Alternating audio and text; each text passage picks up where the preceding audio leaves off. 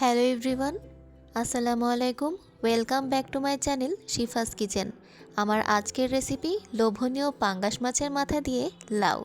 রেসিপিটি কিন্তু একদম ইজি এবং সব বয়সের মানুষের জন্য একদম পারফেক্ট হেলদি একটা রেসিপি। তাহলে চলুন চলে যাওয়া যাক মূল প্রস্তুত প্রণালীতে। এখানে আমি পাঙ্গাস মাছের মাথা ভালো করে ধুয়ে পিস করে কেটে নিয়েছি। এখন আমি এর মধ্যে দিয়ে দিব স্বাদমতো লবণ, তারপর দিয়ে দিব হলুদ গুঁড়া 1 চা চামচ।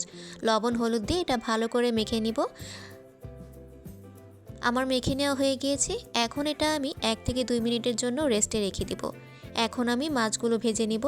এর জন্য প্যানে পরিমাণ মতো তেল দিয়ে দিব। তেল গরম হয়ে এলে সবগুলো মাছের মাথা এক এক করে দিয়ে দিব।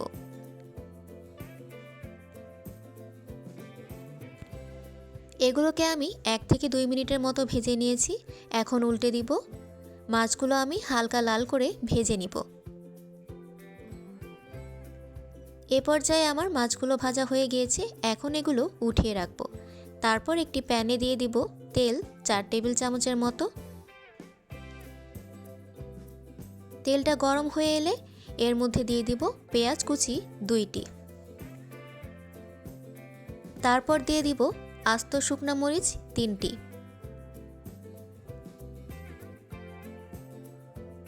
এগুলো আমি ফোড়নের জন্য ব্রাউন কালার করে ভেজে নিব।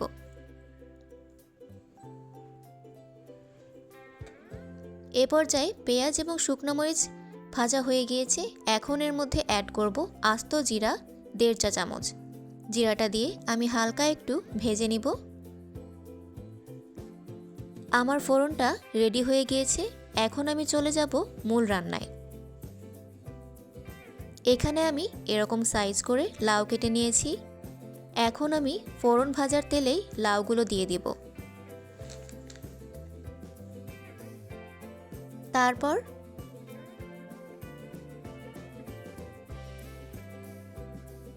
লাউগুলো দিয়ে এর মধ্যে দিয়ে দিব স্বাদমতো লবণ,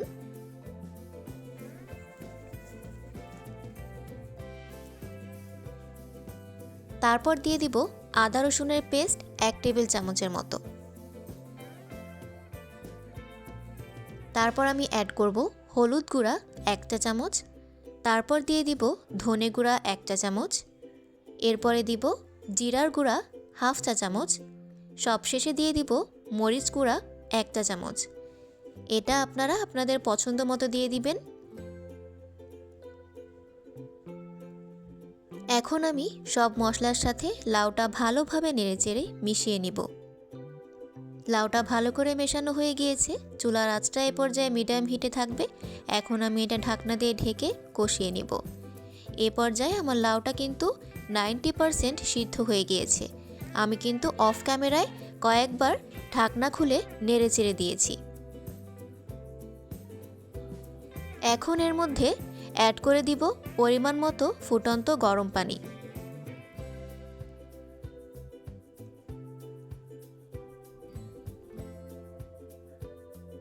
পানিটা দিয়ে আমি এর মধ্যে দিয়ে দিব আগে থেকে ভেজে রাখা মাছের মাথা।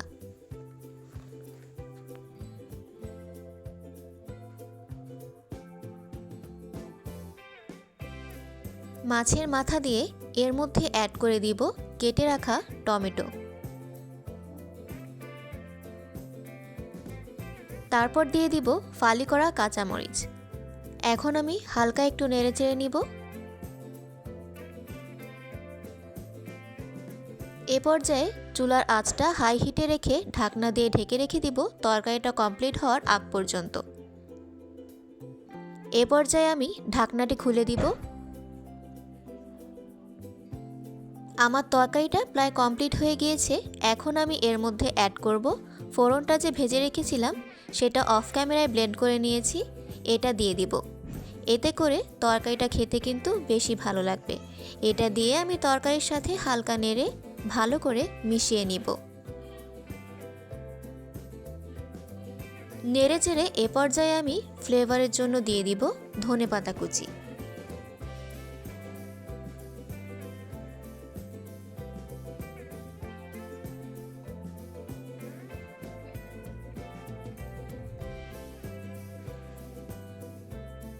এটা দিয়ে হালকা নেড়েচেড়ে চুলা অফ করে দিয়ে ঢেকে রেখে দিব 5 মিনিটের জন্য।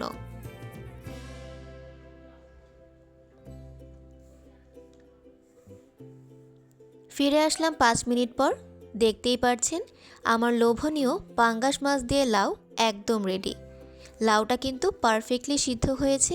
এরকম স্বাস্থ্যকর ইজি রেসিপি একদিন হলেও ট্রাই করে দেখবেন, খেতে কিন্তু অনেক মজা হয় এবং আমাকে কমেন্ট করে জানাবেন কেমন লাগলো। আমার এই লোভনীয় পাঙ্গাস মাছের মাথা দিয়ে লাউয়ের রেসিপিটা যদি আপনাদের কাছে ভালো লেগে থাকে তাহলে অবশ্যই আমার ভিডিওটাকে শেয়ার করে দিবেন এবং আমার চ্যানেলটিকে সাবস্ক্রাইব করে আমার পাশেই থাকবেন। ধন্যবাদ।